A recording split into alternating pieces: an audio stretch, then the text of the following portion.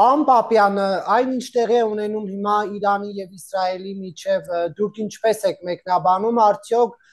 սա ծավալվելու, խորանալու կամ միտում, թե ոչ, թե այս մեկ գործողությամբ ամեն ինչ կավարտվի։ Ես կարծում եմ, սա հերթական սրացում է եւ Իսրայելին հաջողվել է Միացյալ Նահանգներին համոզել որոշակի հարված հասցնելու եւ թույլատնելու Իրանի ատոմային զենք ստանալու հնարավորությունը։ Առաջնային խնդիրը դա է, ես կարծում եմ, Իսրայելի առջև դրած եւ ըստ լուրերի մենք դեռ ամբողջական չունենք, իրենք բավականին հաջող կերպով իրենց առջև դրած խնդիրը իրականացնել են, հաշվի առնելով, որ ինչպիսի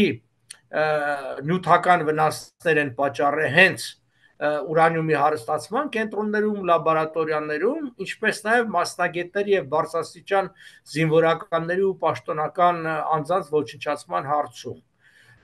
Ես հույս ունեմ եւ կարծում եմ, որ սա առաջիկա մի քանի օրվա մեջ բան կլինի, մի փոքր կմեղմանա այս վիճակը։ Կիրակի օրը հուսանք, որ նախատեսված հանդիպումը Միացյալ Նահանգների եւ Իրանի միջև միջուկային զենքի կամ հարստացման ուրանիումի հարստացման շուրջ տեղի կունենա եւ դա ինչ որ ցևով լեզու կգտնեն կողմեր իրար հետ։ Թրամփի հայտարարությունը ինչպես եք մեկնաբանում, ըստ էության ասաց, որ իր իմացությամբ է դա եղել։ Գիտեք, պիտի հաշվի առնել, որ Ամերիկան այն գործոնն էր, որը ամիսներ շարունակ զսպում էր Իսրայելին նման հարված հասցնելու, բայց երևի Իսրայելը կարողացել է որոշակի փաստարկներ ցույց տալ եւ նաեւ պիտի հաշվի առնել, որ Իսրայելը այնպես չի, որ ամբողջովին ենթարկվում է Միացյալ Նահանգներին։ Ավելին ասեմ ցես, Միացյալ Նահանգների գործողությունները շատ ավելի սահմանափակ են, այն առումով, որ չի կարող լքել իր դաշնակցին։ Եթե մինչև իսկ, ասենք, ենթադրենք, որ առանց Միացյալ Նահանգների իմացության է տեղի ունեցել այս ամբողջը, կամ առանց համաձայնության, միևնույնն է, շատ արագ ես կարծում եմ մենք կնկատենք, որ Ամերիկայում պրո-իսրայելական հասարակական կարծիքը գլուխ կբարձրացնի, որտեղ դա մամուլի կողմից կառավարվող զգացումներ են, ինչպես նաև կոնգրեսը հանդես կգա ի պաշտպանություն Իսրայելի։ Եվ տարածաշրջանի վրա ինչ ազդեցություն է թողնելու այս ռազմական գործողությունը։ Արդեն թողել է, այսօր առավոտվանից արդեն դադարեցված են թռիչքները Երևանից դեպի Միացյալ Էմիրություններ, դեպի Կատար, դեպի այդ կողմերը, նույն ձևի ցամաքային ճանապարհով, այսինքն մեր այդ մի սահմանը հարավային ուղղությունը, որը հարաճուն կարևորություն էր մեզ ներկայացնում մեզ համար, հաշվի առնելով նաև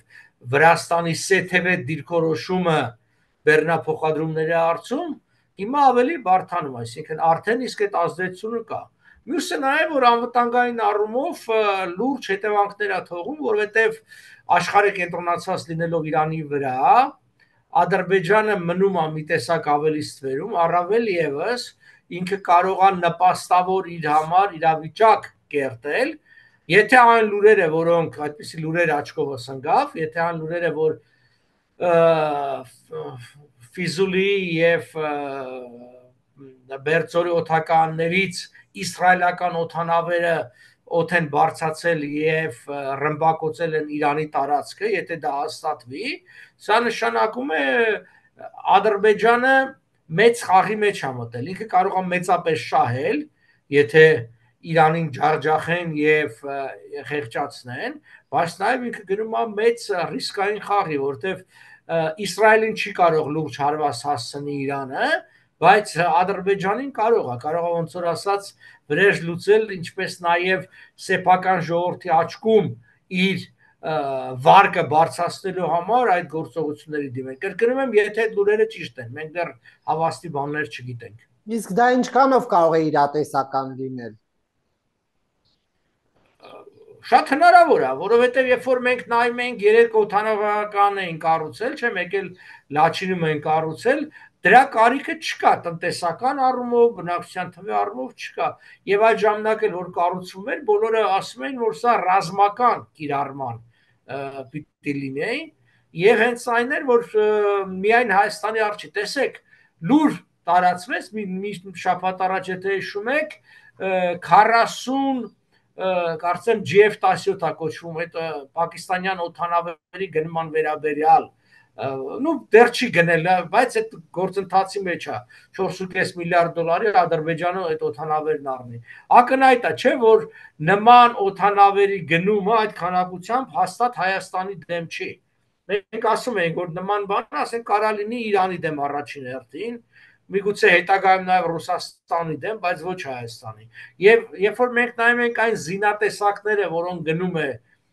Ադրբեջանը, դրանք ակնհայտորեն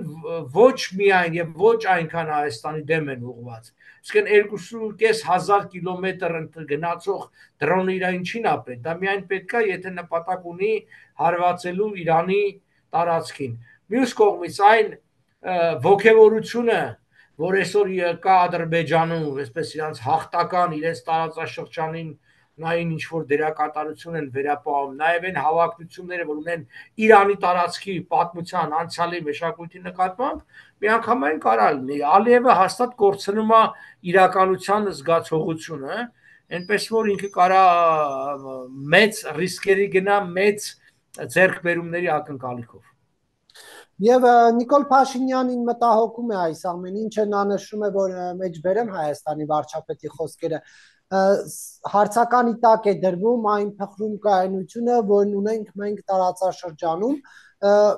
արդյոք հնարավոր է, որ Ադրբեջանը նաև առիթից օգտվի ու ինքը եւս ռազմական գործողությունների դիմի։ Այո, հնարավոր է, կտրուկ բարձրացել է այդ վտանգավորությունը, բայց Նիկոլ Փաշինյանը անհանգստություն արտահայտելու փոխարեն լավ կլներ, որ մինչև հիմա ինքը խոսացած լինել մի հատ Մակրոնի հետ, փորձեր, ասեն, գոնե Ռուբիոյի կամ այդ ժողովրդի Տրամփի հետ իհարկե չի կարա խոսա, բայց նրանց հետ խոսար, անգամ Պուտինի հետ, բա գնացել էր Պուտինի կողքներ կանգնե մայիսի 9-ին, բա թող մի հատ բան անի, բա այդ ով պետք է երկրի անվտանգության հարցը ռով զբաղվի։ Անհանգստություն ես կարող եմ արտահայտել։ Ես դրա համար ոչ պաշտոն ունեմ, ոչ աշխատավարձություն, ոչ էլ պարտականություն։ Իր գործն առաջին հերթին երկրի անվտանգության ապահովելն է։ Հատկապես հաշվի առնելով, որ ներկայումս հենց հիմա Նախիջևանում ընթանում են զորավարժություններ, թուրք-ադրբեջանական, ցանկացած պահի այդ զորախումբը, այսինքն ուսումնավարժականից կարող է դառնա հարձակողական եւ կարող են ոտնձգություններ անել։ Ես չեմ կարծում, որ այդ ոտնձգությունները կլինեն այսպես, ինչ ասեմ, վայոզոր եւ Զանգեզուր գրավելու բան, բայց որոշ հերթական բարձունքներ, հերթական հարմար ինչ որ դիրքորոշում են, մի քանի տասնյակ կիլոմետր եւ այլն, կարող են նման արկածախնդրության գնալ։ Եվ վերադառնալով կրկին Իրանի թեմային, նկատի ունեմ բուն Իրանի հետ կապված, արդեն ունի նա այս հարվածներից հետո հնարավորությունը ձեզ Իսրայելին պատասխանելու, թե իրավիճակը թույլ չի տալիս, թե զինատեսակների առումով, թե սպանություններից հետո։ Արդեն 12 ժամա պատերազմը սկսել է, մենք Իրանի կողմից լուրջ հակահարվածի մասին դեռևս լուրջ չունենք։ Կան սպառնալիքներ, բայց չկան լուրջ գործողություններ։